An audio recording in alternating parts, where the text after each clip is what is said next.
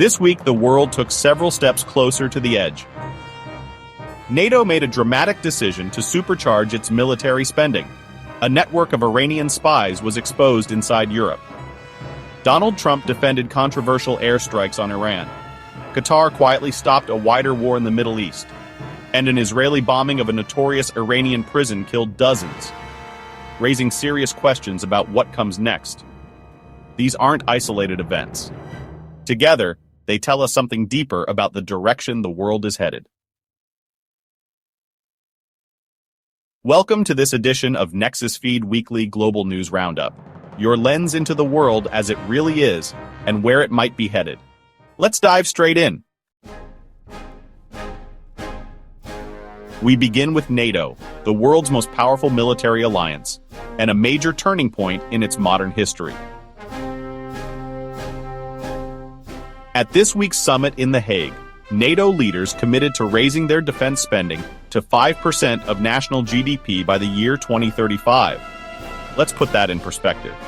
The previous target was just 2%, and most countries weren't even meeting that. This new 5% pledge is enormous. For countries like Germany, France, and Italy, it means doubling or even tripling military budgets over the next decade. For the United States, which already spends more on defense than any other nation, it could mean over $1.5 trillion per year by the 2030s. Why such a huge increase? According to NATO leaders, it's about preparing for what they called a new age of global confrontation. Threats from Russia, the rise of China, North Korea's missile program, and most recently, the escalation between Israel and Iran. The message is clear. NATO is not waiting for the next crisis. It's planning for it. But critics are worried. They say pouring this much money into defense will come at a cost. Cuts to healthcare, education, and infrastructure. And some warn that a global arms race will only make conflict more likely, not less. Still, for now, NATO has made its choice. The alliance is gearing up for what it sees as a much more dangerous future. While the NATO summit focused on big-picture strategy, a quieter story was unfolding across southern Europe. Authorities in Greece and Cyprus arrested several individuals accused of working for Iranian intelligence. Their alleged mission? To infiltrate and monitor NATO military installations. The suspects are believed to be part of a larger Iranian espionage network that's been expanding across the continent. In recent years, Iranian spy activity has been detected in Germany, Albania, and Bulgaria, often linked to Iran's elite Quds force. So, why is Iran spying on NATO? Some experts believe Tehran is gathering intelligence on troop movements, weapon systems, and potential vulnerabilities in case of a wider conflict. Others think Iran is simply trying to stay one step ahead after facing sabotage operations on its nuclear program and assassinations of key officials. What's important here is that this is no longer just cyber warfare or political maneuvering. This is boots-on-the-ground espionage. In Europe, in real time. And it's a reminder that the tensions between Iran and the West aren't just playing out in the Middle East. They're playing out everywhere. At the same NATO summit, U.S. President Donald Trump made headlines of his own. He defended the recent airstrikes on Iran's nuclear facilities, which were carried out in coordination with Israel. Trump called the operation a total success and claimed it had completely obliterated Iran's nuclear program. But there's controversy. Leaked reports from U.S. intelligence agencies suggest the impact of the strikes may have been far more limited. They did cause damage, but not enough to stop Iran's nuclear program ambition. Some officials believe Iran will be able to recover within a few years, if not several months. European allies at the summit were reportedly uneasy about Trump's tone.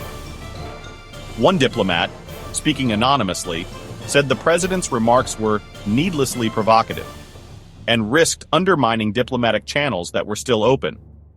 Nonetheless, Trump doubled down.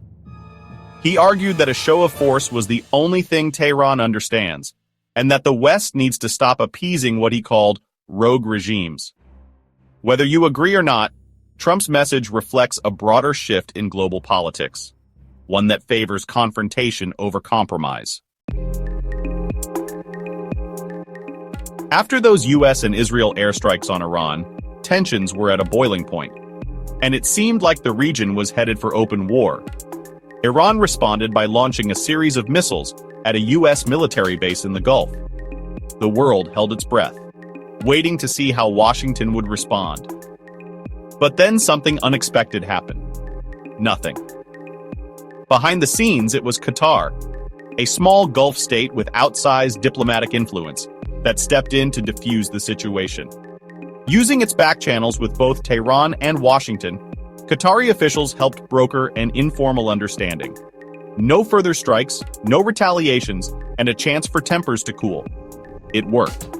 For now, at least, a wider war has been avoided. Qatar has quietly become one of the world's most effective intermediaries. Over the past few years, it's played a key role in talks with the Taliban, in ceasefires between Hamas and Israel, and in communications with Iran. Its success this week raises a bigger point. In today's world, it's not always the big powers that hold the keys to peace. Sometimes, it's the quieter players, those with the trust of both sides, that can pull the world back from the brink. Finally, we turn to one of the most disturbing events of the week. Just hours before the informal ceasefire took hold, Israel carried out a strike on Evin Prison in northern Tehran, a notorious facility used to hold both political prisoners and intelligence personnel. According to Iranian officials, at least 71 people were killed, including guards, staff, and inmates. Among them were reportedly several military officials linked to Iran's nuclear program. Israel hasn't officially commented on the strike, but sources close to the government say the target was a classified command center operating from inside the prison complex. Still, the international backlash has been strong. Human rights organizations have condemned the attack, pointing out that Evin Prison is also home to journalists, activists, and dissidents. Many had no connection to Iran's nuclear program or military. Iran has vowed to respond, but so far its actions have been limited. The strike raises difficult questions. Was this a legitimate military operation, or a reckless attack that blurred the line between combatants and civilians? And if facilities like Evin are now considered fair game, what comes next? This week's stories, on the surface, might seem unrelated. A summit, a spy ring, a bombing, a backchannel deal, a controversial speech. But together, they reveal a deeper truth. The world is entering a new phase of geopolitical instability. Military alliances are growing stronger. Intelligence wars are expanding. Diplomacy is moving behind closed doors.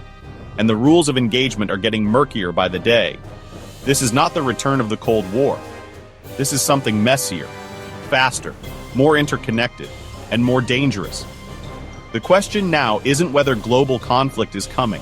It's whether anyone is still able or willing to stop it. This has been your Nexusfeed roundup of the top 5 global news items of the week. Thanks for watching. Please subscribe to the channel, and join us next week for another roundup of stories shaping our shared future. And until then, stay informed, stay curious, and keep safe.